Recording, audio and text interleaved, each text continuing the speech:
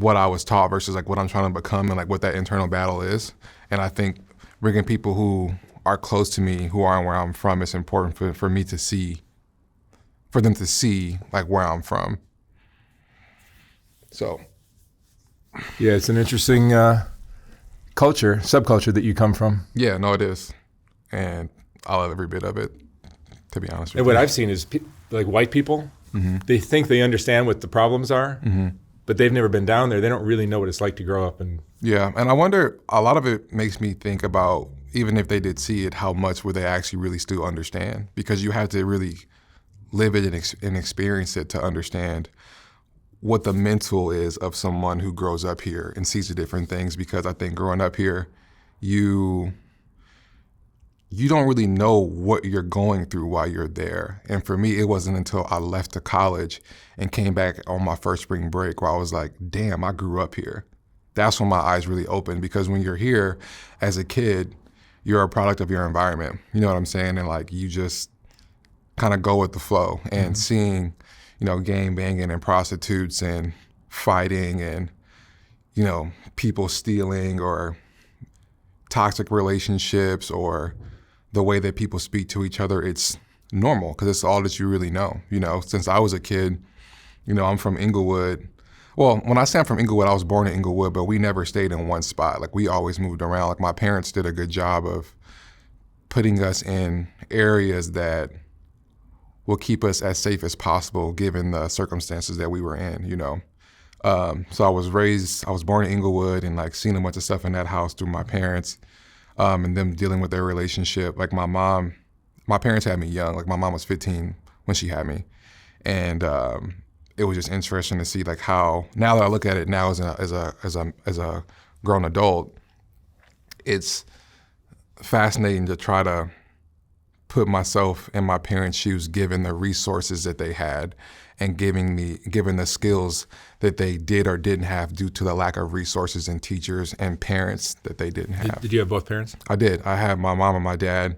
They had me young, and my dad was, I feel like I'm ever indebted to my parents. Like, I get emotional thinking about them, just because it wasn't until I got older that I realized how important it was to have your parents there. And like, my dad was someone who was in the streets. He was gang banging and doing stuff like that. And then his life turned around when he started having kids. Like, I have a half sister who's my big sister, who I seen a handful of times in my life, but I was his first son.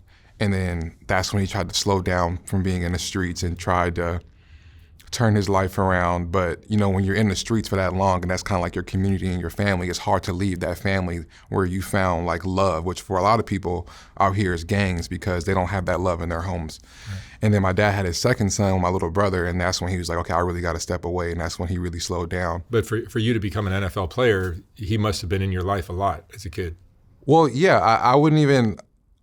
It's so funny because people like to think about my NFL career as like, my parents did such a good job, but I think about like who I am as a person, because although my parents didn't have the resources, the emotional intelligence, or the emotional awareness to give me those things as a kid, they allowed me the opportunity to get out and acquire those skills. So ultimately, it's still my choice to like do something. Oh yeah, no. Like at the end of the day, I had to do something, but I credit them for the man that I am now, more so than like my NFL career or being the first one to graduate high school, go to college, all of that. But they're all kind of part of the same thing, though.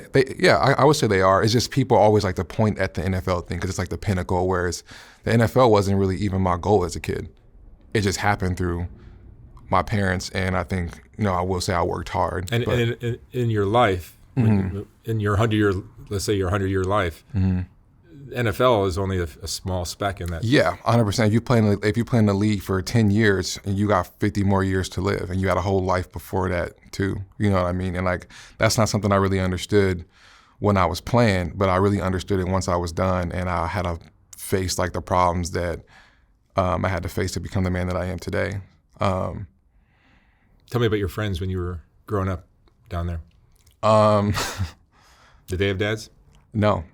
A lot of and it's funny because I didn't even recognize that they didn't have their dads. And a part of it was because even in my own family, Like my dad was kind of like the dad of the family, but my dad was very like funny and bubbly and, you know, intense as well. So I kind of thought it was his personality, but I didn't realize like my cousins and stuff didn't have their dads. You know, like all of my dad's sisters had kids by multiple men, and those men weren't in their lives, in my cousins' lives. So my dad was very much like a father figure to a lot of people, and he was a leader for a lot of people as well because of simply him just being present. You know, like that simple act of presence made him somewhat like a god, you know, like to my family. And for me, it was normal for me in my home that he was there. And, you know, I guess by accident, I probably took it for granted given the life that I have now and recognizing how much him just being there literally changed the trajectory of my life. It's funny, I met up with one of my friends yesterday who was in the streets, and like we played football together at the same park. We played at Jesse Owens Park it's like right off of Inglewood. And we were just like talking about our lives growing up, and he had his dad and he had his mom, but he still chose to gangbang and he still chose to like do drugs and all these things. And it was just interesting talking to him because even though you had your dad and your mom, you still decided to go down this path of like gangbanging and stuff. And it opened up my eyes to ultimately you can potentially have everything that you need, but at some point you still got to make your own decisions and like live with that accountability and that responsibility. And I think that's a hard pill to swallow being from here, because I think that it's easy to blame everything that's happening, but ultimately at some point you got to make a decision. Like I always say, we all have to play the cards that we've been dealt. And when you understand that these are your cards, it's ultimately up to you how you play them. And I don't know when that clicks for people, but the hope is that it's sooner than later when you're born and raised in a place like this. Yeah, you were one of the lucky ones. Yeah, and I would say I'm one of the lucky ones because I have my parents. Like my parents didn't have all the tools, you know, emotionally. They didn't have all the tools to teach me how to, you know, problem solve. They didn't have all the tools to teach me to understand what was going on. They probably didn't discipline me the best way to help me understand like why I'm being disciplined, because they're working with what they have. You know what I'm saying? Like my dad didn't have his dad, my mom didn't have her dad. They had me really young. They have to be grown-ups right away. And they're basically passing down what they didn't or didn't have from their non-existing parents. You know what I mean? Like I think a big part in my healing was understanding that like, we all make decisions based on the information that we have at the time. And when you understand that, you have a lot of empathy and grace for people, and you get to decide whether it was a mistake or not. Like what's really a mistake? You know what I'm saying? Like we all do stuff based on like the information that we have. If we knew better, we probably would do better to a certain extent, right? Like I think you get to a certain age, it's like grow the hell up a little bit. You know what I'm saying? Like grow up and think about what you're doing. And even thinking about what you're doing is a really difficult skill to acquire when everything around you is, I guess, trouble, because we're all looking for something out here. And I think the thing that everybody's looking for is some kind of community and love and validation. And I think a lot of it is, you know, cheap validation and cheap love, because you're not getting it in the place that matters the most, which is your home. What do you think the biggest problems are for people growing up in the, you know, in areas like South Central LA? It's not as easy as just one thing. There's a whole. Yeah, but I've thought about this a lot as I like processed like who I've become, and I think it really comes down to the lack of resources, and not from like, you know, like if our basic needs can't be met, it's really hard to expect somebody to work on themselves like mentally, right? Like if it's hard, if you're living on food stamps, you live in Section 8 housing, only way you know how to make money is to hustle. All the jobs outside of like working at convenience stores and gas stations and you seeing people panhandling, if you don't have like basic needs met, you're gonna do what you gotta do to like get those needs met at any cost. At any cost. You're not thinking about prison or selling your body. You're not thinking about what you're doing to somebody if you rob them. You know what I'm saying? And so if your basic needs aren't met, you go to a really large extent to make sure that they are met, not knowing that that's what you're looking for, right? And then I think when that's met out here, the next thing is to build the life that you want based on what's around you and what is like the life to have, which is most of the time like showcasing that you do have it together, which is money and flaunting and things that I don't want to say don't really matter, because they do matter. They matter to us. It matters to us because that's like the pinnacle in the neighborhood and where we're from. You know what I'm saying? So I think with that being said, the problem that I think is the like the source of it all, if basic needs were met, was being able to understand like what's actually going on between your ears and in here, and being able to identify like the difference between being hurt, being sad, being frustrated, being identifying those things and being able to process and articulate them the right way and identify that emotion and saying this is what's wrong. Because out here everything is expressed through aggression. Everything is aggression. And it's hard to put a finger on what's really wrong. You know what I'm saying? Like it's hard to put a finger on what's really wrong. Like I think about even growing up, I went to 93rd Elementary School, and I just remember even being in school, like the way that the teachers and stuff would talk to us, it's like everything was just aggression. So it's normal at school, it's normal at home, it's normal on the football field. This is just what it is. So when I get into relationships, it's like, this is just who I am. This is how I talk. And you need to either get with it or get lost because this is just who I am. Like I dealt with that stubbornness for a long time.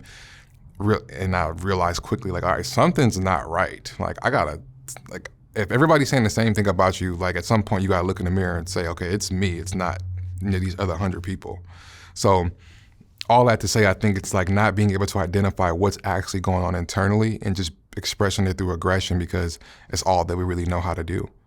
After doing so many interviews with a lot of people from the hood or, that have been caught up in these lifestyles, what I see is like they didn't have role models. Mm-hmm.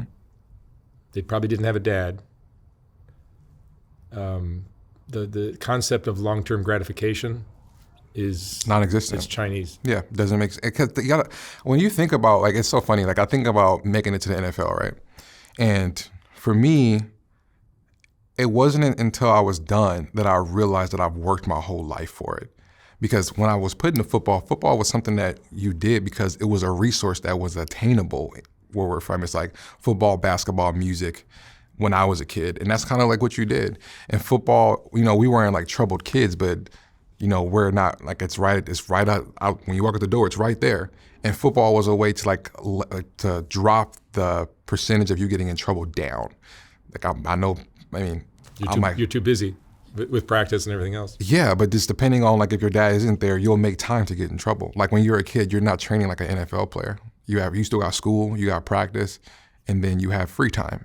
So ultimately what you do in that free time is what can determine the trajectory of your life. And that's why I think having a father and parents who are there really, really make a difference. Like my dad was always on me because he had a past and he was in the gangs and stuff. He knew he didn't want that for us. You know what I mean? So, yeah. Do you have kids now? Yeah, I have 3 daughters. 3 daughters. And I would say once, I started having kids, that's when I really started having to look in the mirror to see, I got some things I need to change because my parenting, the way that I saw parenting and the way that I was treated as a child started to come out really quickly when I couldn't,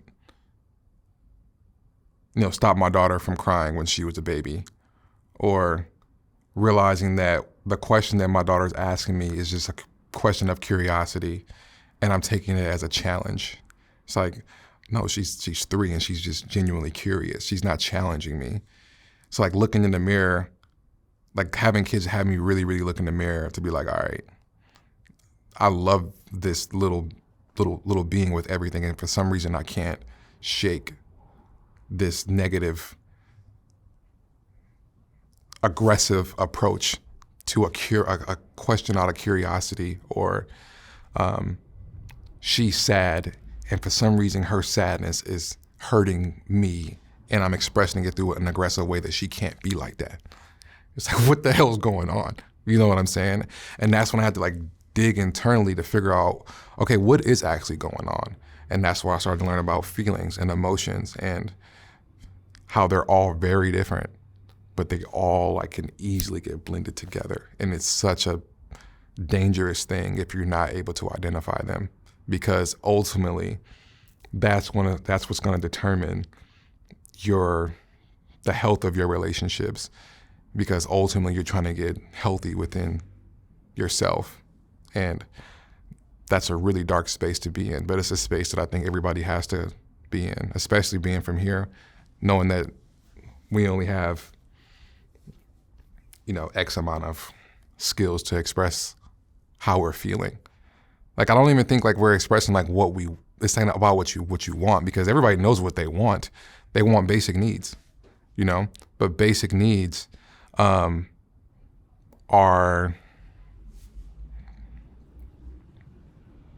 if they're not just easily accessed, it's hard to deal with the things that ultimately bring you health.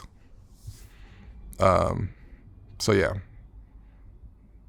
The thing that I've seen many times since I've been kind of immersed in that culture is when they do see one of their own getting ahead, like you made it out, you made a success of your life. Or even like we were talking off camera, the girl, you told me you were watching my channel back from when Kelly, that first Kelly video of mine took off. It got like 1 million views in a week or something. It was crazy, when I was basically an unheard of channel. And I saw how when she got a GoFundMe and all of a sudden she got $20,000 overnight from the GoFundMe, it flipped. The comments, which were 100% supportive and like, oh, this poor girl, she's been through so much, it flipped overnight to she's lying. Yeah. And that just showed me something that I've seen it repeat itself in other situations, where it seems like, tell me if I'm wrong, but it seems like the Black community does not like to see one of their own get ahead or break out. Yeah, I mean, like, again, I think it comes back to not really understanding like how to process your emotions, because I heard this thing a long time ago where the quote goes something like, people want you to do well, but they never want to see you do better than them. And I was even figuring out the difference between jealousy and envy and the nuance between those two different words. And so for someone like Kelly, who, made it out, right? Which means getting attention. She just got an apartment. So. Yeah, it's really about getting attention. Like, she has this global attention, right? That everybody has their eyes on her. They probably don't even know if she's making money. They probably don't know. She did get off I got her off the street, and she got a job, and she got an apartment. Yeah, I do understand that. But when you're getting, like, when the attention's on her and she's lying, they probably don't know that all this stuff is happening. It's just the fact that she's getting attention is already a problem. And I also learned right then during that video is that the attention is a new commodity in our culture. Yeah. Social media attention, views is a new commodity. Yeah, because essentially if you have attention, you're important, no matter how you get it. Yeah. That's why bad social media and like abrasive things do well, because or that's why people do that, because if they're getting attention there, then they're likable or whatever internal battle that they're having, if they're getting attention on something, they're feeding that beast of what they are looking for internally, and they don't even know what it really is, but the attention is like feeding that without identifying what it is. So for someone like the people around Kelly who's saying that she's lying and whatever else they said about her, it's like they don't really care if it's true or not. They just don't like that it's not them. Right. That's what I saw. Yeah, that's what it is most of the time. And, again, like, I think that the people who are saying those things, as crazy as this may sound, don't really mean any harm. They just don't know what's really going on. And the easiest thing to do is to say something. It's the easiest thing to do, because sitting and processing stuff is really difficult. It's hard. It's easier to judge than to understand. Yeah, it's really hard to sit and process something. It's really hard to see like what the heck, like why does that bother me? Why do I gotta say something? When I went to 93rd Elementary School, my principal, we had these meetings every Monday before we started the week, and she said, "Kids, it's really hard to be good, but it's really easy to be bad." And that stuck with me my entire life. It stuck with me my entire life because when you start to like view your friends like being from the hood, and you start to recognize like when your parents were getting arguments, you start to realize when you're at football practice and like it's easy like to punch somebody when you get mad. I just recognized like how easy it was to do that. It was super easy to do that, and to like actually like stop and like yourself from doing that, how difficult it was to do. And I think again, like back to the Kelly thing, it's like, yeah, like that like literally makes sense to me. That's not alarming, you know, that's not alarming. I think everybody battles with that, but I just think, again, going back to like not having basic needs, Kelly might get her basic needs met now because she's getting attention, and I don't like that because I'm not getting it. Mm-hmm. I would say even in like, you know, the white community or the rich community or whatever, like you think about billionaires, like they're jealous about who has more yachts. You know what I'm saying? Because they are seeing themselves as like, okay, like he has more, I want more because that feeds my whatever it is. They were all chasing something. Yeah, we all are. You know what I'm saying? And it's up to us to identify what it is that we're feeling. I wouldn't even say chasing. Like we're trying to feel something. You know what I'm saying? And like, I think the ones who ultimately are healthy are the ones who know what it is that they're chasing. Yeah. Emotionally, and they're open to getting off the treadmill and saying like, what do I really want in my life? Yeah. Like, yeah, I think that's a perfect example. Even with your health, it's like in this day of social media, it's like everything is a comparison game. And just because like this person has like the 6-pack and whatever, you don't know how they're actually getting at, whether it's, you know, actually really working out every day or taking steroids or not eating. You don't really know. Mm-hmm. So why the hell doesn't really like wire? Like I think it's good to have role models and aspire to be something, but once you actually put in the work, you can get to exactly where you want to be in your fitness journey or your mental health journey. Well, I didn't mean like physical health. I meant when I said get off the treadmill, I meant get off the treadmill of chasing the Joneses and trying to do better than your neighbor. Okay. But I think it still applies. It's the same. And that's why I think again it goes back to like what it is that you actually want. What are you actually feeling?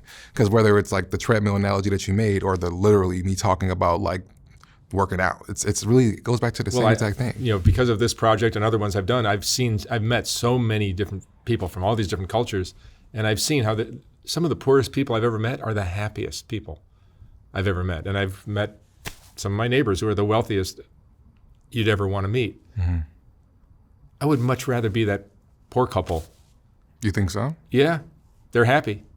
But I don't understand that though, because like I go back to the basic needs. I think it's easy to say you'd rather be that poor couple when you have basic needs met. I'm not saying you had your basic needs met all your life. Like, I don't know that.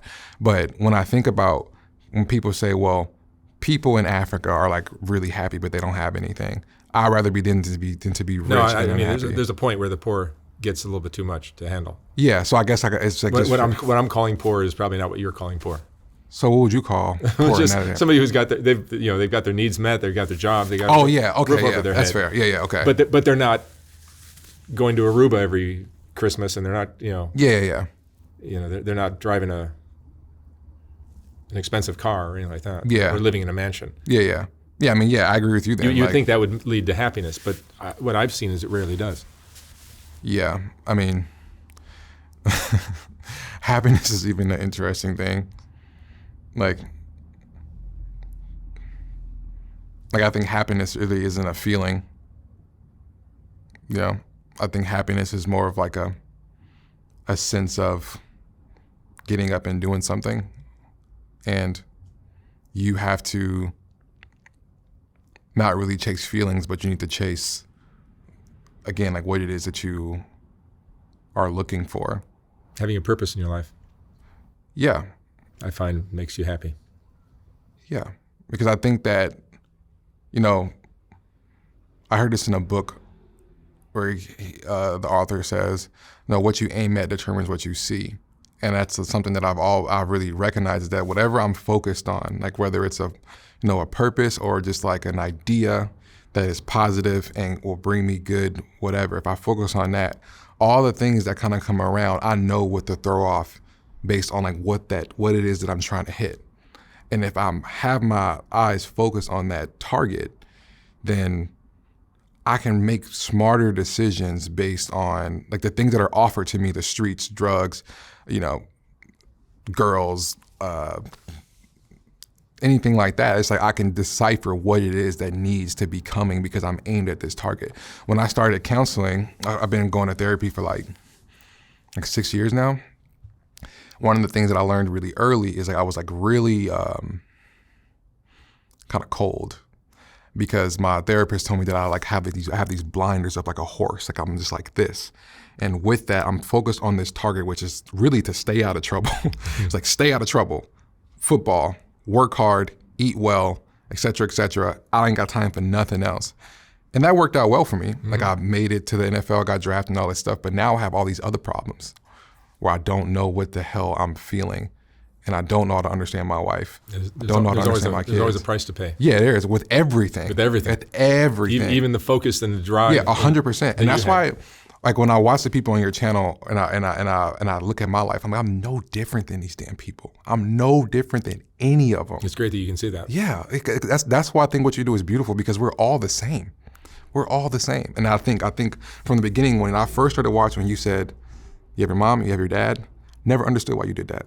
But the more I watched, I was like, oh my God, bro, that's where it starts. That's it. That's exactly where it starts. So I'm just like everybody on here. You know what I'm saying? Like when I look at these people and I look at myself and think about the decisions that they're making decisions based on what they know. Mm-hmm. Who the hell am I to say something? And look at the role models they had. Yeah, like you know how many cousins I have in prison? You know how many female cousins I have who were prostitutes? My dad was a gangbanger. You know what I'm saying? Like all my friends that I grew up with, like they're in the streets. Some of these people will sit in that chair and I'll ask them, I can answer their questions. I never met my dad. Mm-hmm. Mom was working the streets. Mm-hmm. So was my older sister. My brother was in a gang. Mm-hmm. So what are you going to do? Become a lawyer? Yeah. It's just not going to happen. It's not going to happen. I think...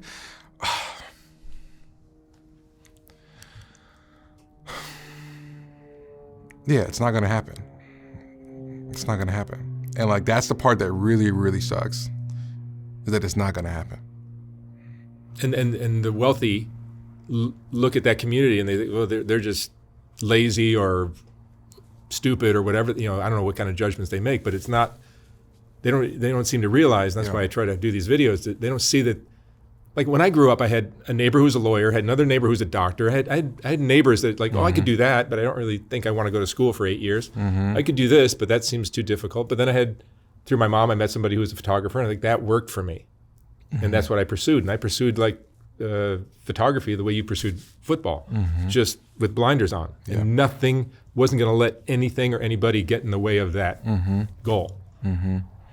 Yeah. But you look at these stories that I've covered, or you look at people in South Central, and I'm sure there's communities like this almost in every state in the country. New York, New Jersey, Philadelphia, Miami, Chicago.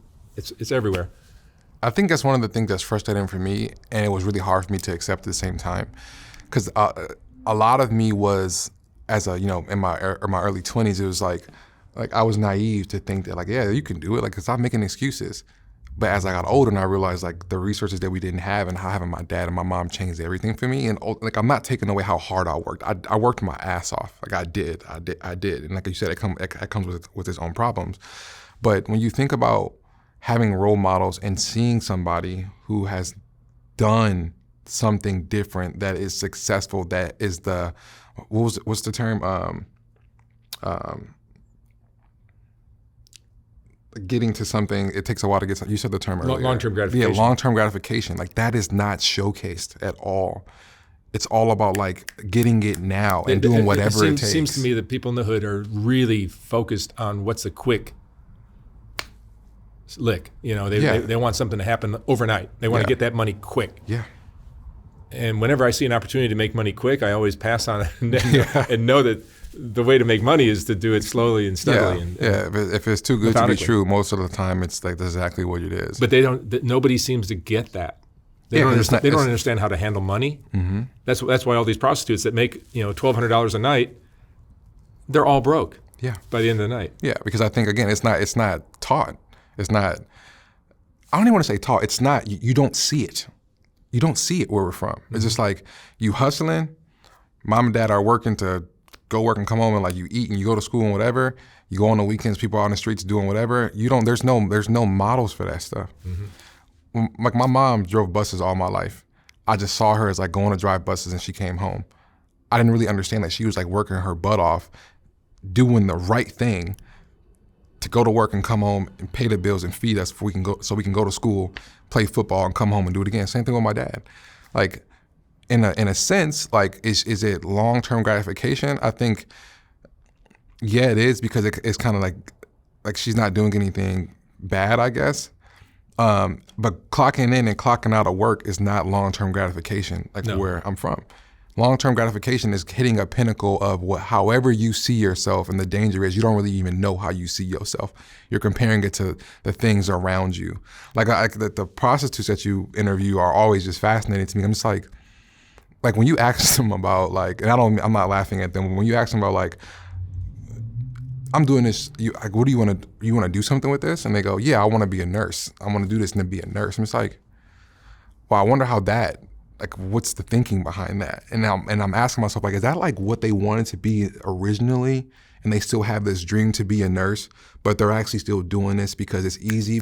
And when you think about being a nurse, how hard it is to actually do that, and for some reason you think that if you make this wad of money that you're probably not even saving, you're gonna jump to that? Yeah, none of them are saving. Yeah, because it's not seen. So I feel bad for anybody who shares a dream and really want that dream. They really want it, but don't understand the work, the discipline, the commitment, and the change that needs to happen for you to even give yourself a shot. What do you think the solution or some of the solutions might be for the Hood? That's a question and a half, isn't it? I don't know.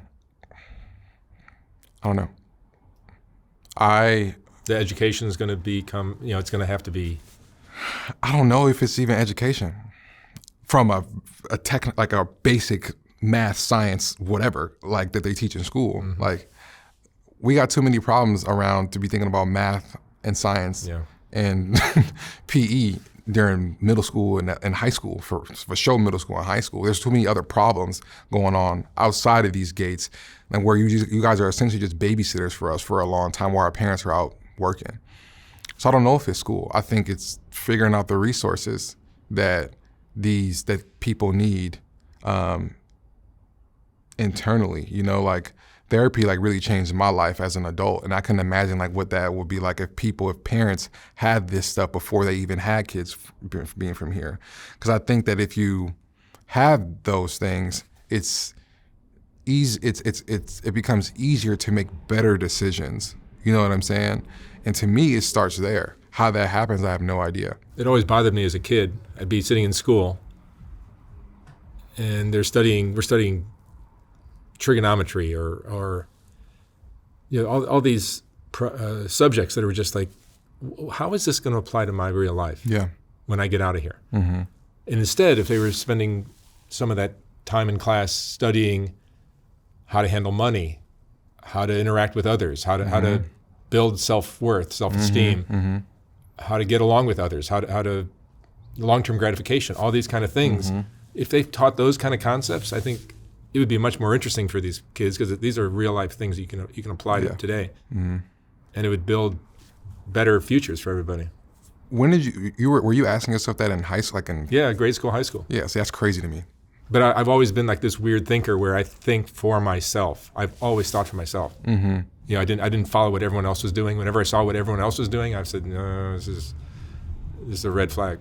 Yeah, and for me, I was the exact same way, and I think after I kind of got out and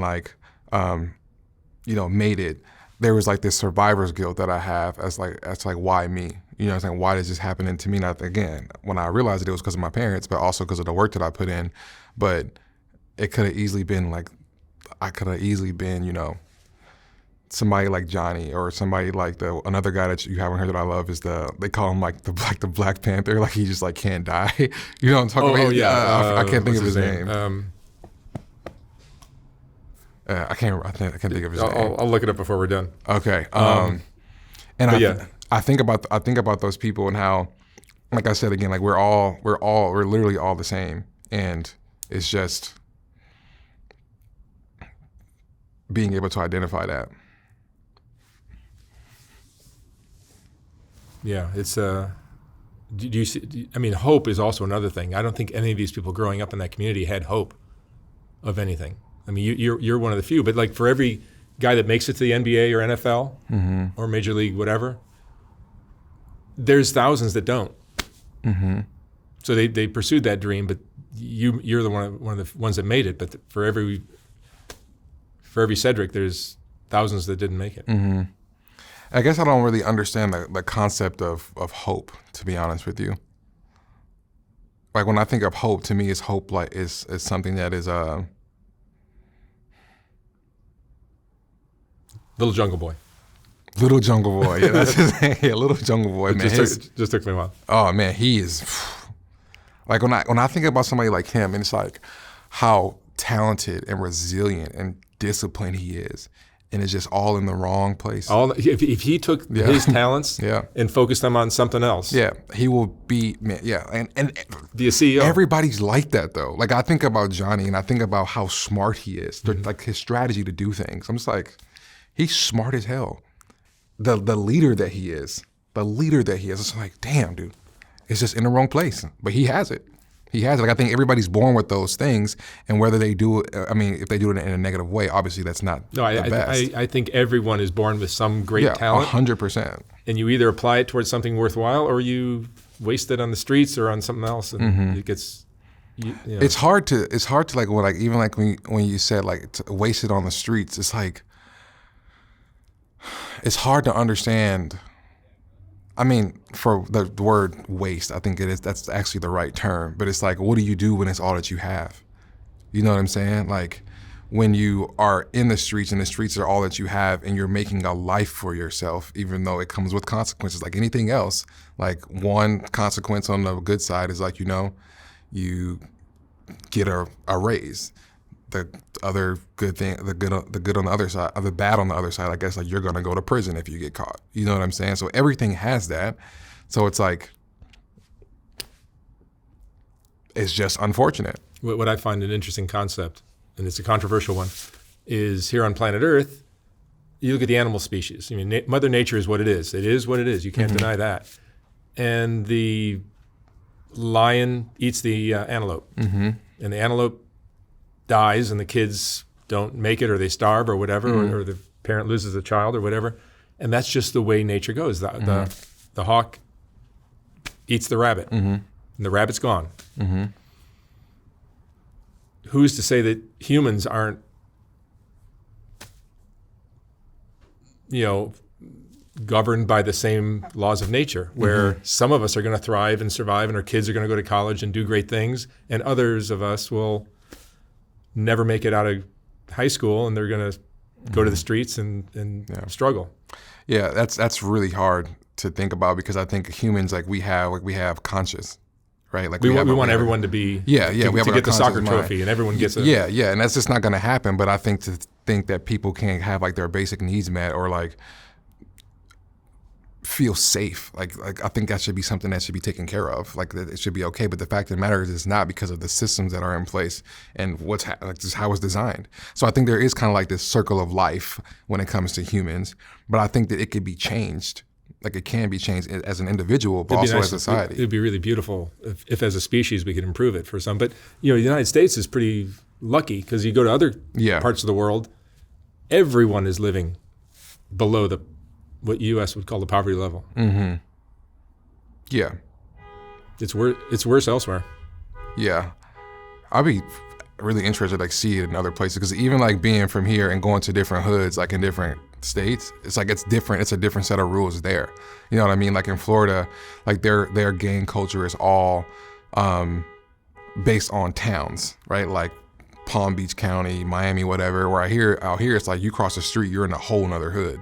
You know what I'm saying? So like there's like a kind of a circle of life in like all of this stuff, I guess I would say. But I think with our species that we can actually change it if we get the help, resources, role models, people being willing to share what they're going through to really see that we're all very much alike. It works as simple as you being there for your daughters, being a good role model.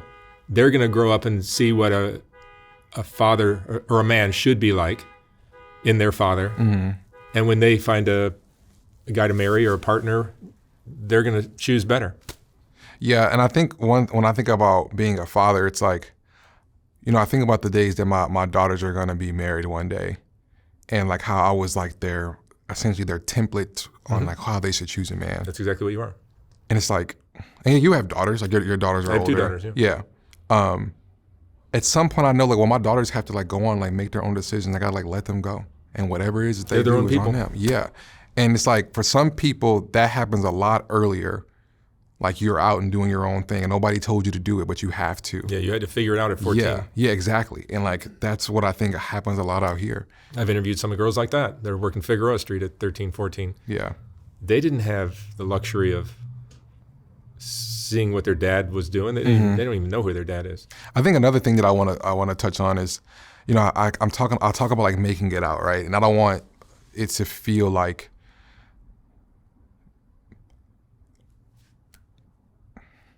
I think a big part of making it out of here is getting out to see if you can actually like figure out if you can actually make it out. So what I mean by this, so when I was in middle school, my mom and dad, like I've seen everything, like every physical, verbal abuse that you can think of 2 young parents trying to figure it out in the hood, living in South Central LA, Compton, Inglewood, like we lived everywhere because that's just what my parents did.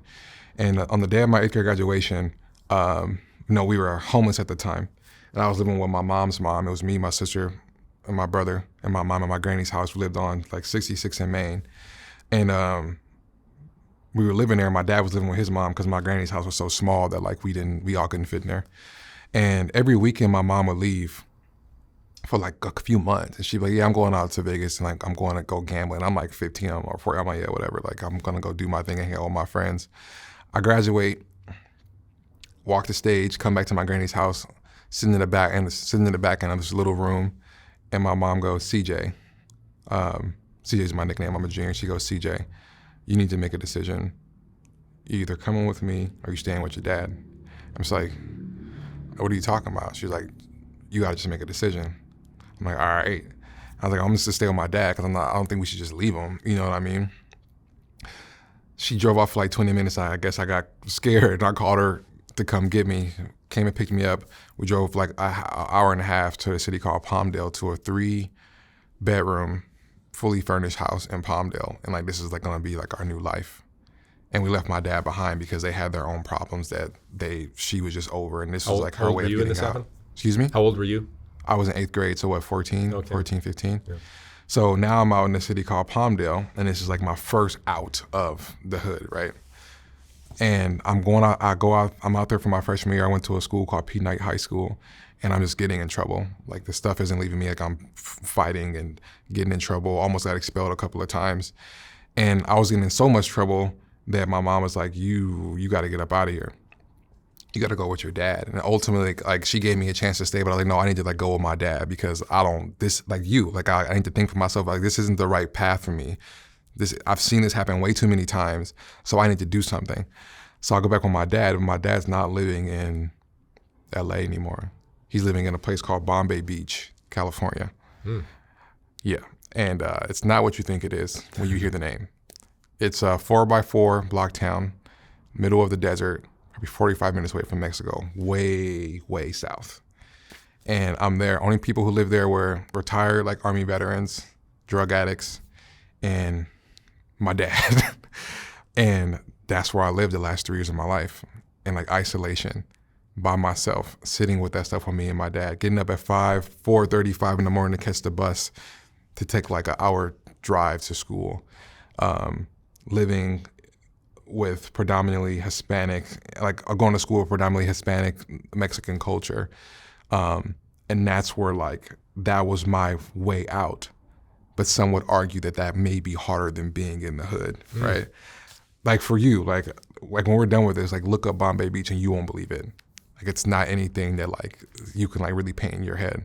So going back to what I was saying about getting out, I think that getting out is having the opportunity to get some space from there to see if you can do it. Because what a lot of people do, I think that more so than when I was a kid, is that people have been getting out, going to like even further towns, like what I said, Palmdale, or like moving to Texas, because everybody moving to Texas now because it's cheaper. But when they get out there, they need the actual hustle and bustle and grind and seeing the person fight and seeing the person hustle, because that's all that they really know. You know what I'm saying? That's how they're wired, so they can't function without that. So I made it out, but it wasn't like I went from like the hood straight to like college. It was like I had an opportunity before I was thrown into the fire of being a young adult. And I think there's something to say about that as well, about getting an opportunity to get out before you're thrown into, I guess, adult world. I think if we could all, especially as young adults, see other parts of the world. Yeah. See New York City, see other parts of the U.S., other countries would be really an eye-opener. And once you see how the world functions and how bad some people have it and how good some people have it, your idea of what's possible for you changes. Yeah, I think your perspective broadens, and I think you're able to see yourself in probably a lot of other people's stories. And I think that there's always somebody doing worse than you, and I think we never feel that. Like when you're going through something, can't nobody tell you about how hard it is that you're like, can't nobody argue, like I'm not gonna argue with your feelings because you really, really feel like that. And I think when you always feel like that, and it's also all that you see, there is no perspective. It's just what you know, and then what are you supposed to do with that? I guess I'm not gonna pick up and read a book. It's so crazy when you see the gangs, like, people on this side of the block are fighting the people on the other side of the block. Yeah. You guys are both from the same fucking neighborhood. You're from the same fucking neighborhood. Yeah. There is no difference except there's a street going through your, and it's like, if you understood how bad things are in parts of Africa, Asia, South America, Central America, it's like you wouldn't be fighting with anybody. You'd be just struggling to make your life better. Yeah. Which makes your kids' life better, which makes everyone's life better. Yeah, and and it's so funny because I know that, simple is really difficult. Like simple isn't easy. Simple is actually really hard to attain. And when I think about like you saying that, how simple it really is to like, bro, you live on 85th, I live on 86. We got to go to the same liquor store. Why are we fighting? That's really simple in thought, but like when you're conditioned about who the enemy is, even though they look like you, we go to the same school, we go to the same liquor store in the corner, we go swim at the same pool at Jesse Owens Park, you don't have the skills to like really process that because somebody's telling you that person wearing blue, red, or orange is your enemy. What are you supposed to do? Like I said, I'm not gonna pick up and read a book about, like the 48 laws of power or like how do I like think better. I'm not gonna do that. Nobody's around me doing that. You know what I'm saying? Like I didn't read like my first book from front to back until I was a junior in college because I found a book that I thought was like, oh, this is interesting. Like I think I can read this. And I read the first couple of pages and I'm like, damn, like this actually seems to be like it'll actually help me. You know what I'm saying? And even just that skill, like we're reading books about science and math, it's not really doing anything. Imagine if we got a book by like Gerber Mate or like somebody like Sadhguru was another guy who I read his book. He's a guru from India, or even like some parts of like the Bible. It's like those stories can help if you actually like peel back the woo from the stuff and just think about the principles of what these stories are saying. But we want to learn about like, math and English and stuff. And I'm not saying that stuff is bad. Obviously we need it, but like we do have cell phones now that do it for us. Yeah, that is true. I mean, at this point you can take something and throw it in AI and it like reads it for you. You know what I'm saying? That's right. Yeah. The world is changing quickly. Yeah, it is. It really is. And I just think there's more access to help, I would say. I really think there's more access to help, and I think that I hesitate to say there is no excuse, but there is, because at the end of the day, there is a system, there is a way that this thing works, and people don't know how to kind of get out of it and think differently. But there's answers available, and you got to just be the one who goes after them and realize, if you look at the cards that you've been dealt and realize, I got a couple of good cards, and I'm gonna focus on these, and a couple of bad cards that I can't do nothing about. But if I focus on these cards, I have, my dad wasn't there, but I'm good at sports. I'm gonna focus on this and like really focus on that. Oh, like I'm pretty healthy, and I have both of my parents, but I don't have any.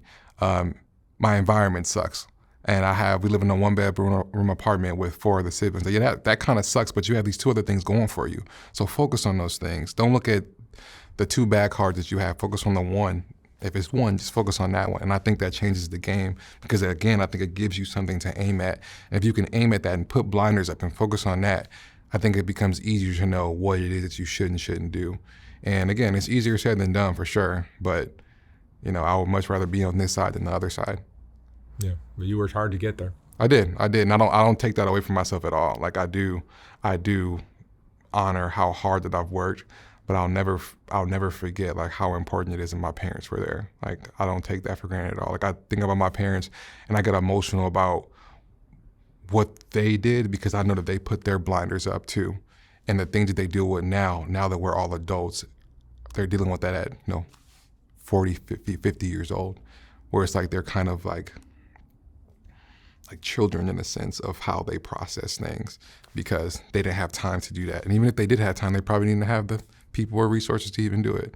So it just makes me feel sad for them, because the things that they want in their life, which is like love, connection, attention, it's like only way you're gonna get that is like in here, like for yourself. And that's not an easy thing to do for anybody. What a great talk. Thank you. Cedric, Thank you so much. Thank you so much, man. Thank you. This was great. Maybe we'll do another one of these. I would love to be a regular. It was a great talk. Thank you. Thanks, man. Thank you.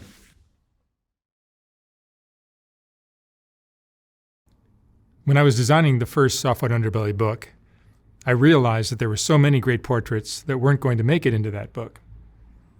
They just wouldn't fit. And once I saw how well that first book sold, I knew I'd have to design a second book. This second book is finally ready to ship. Like the first one, this book has a collection of some of the best portraits from Soft White Underbelly, accompanied by a quote from that person's interview. This book features another group of Rebecca portraits, as well as a collection of color images of the Whitaker family, and plenty of others. You can order yours for $125 or $150 for a signed copy at softwhiteunderbelly.org. Again, like the first book, once this book is sold out, I will not be printing more of them. The portraits are what Soft White Underbelly is all about, and these 2 books contain the best of all that work. Thank you for watching.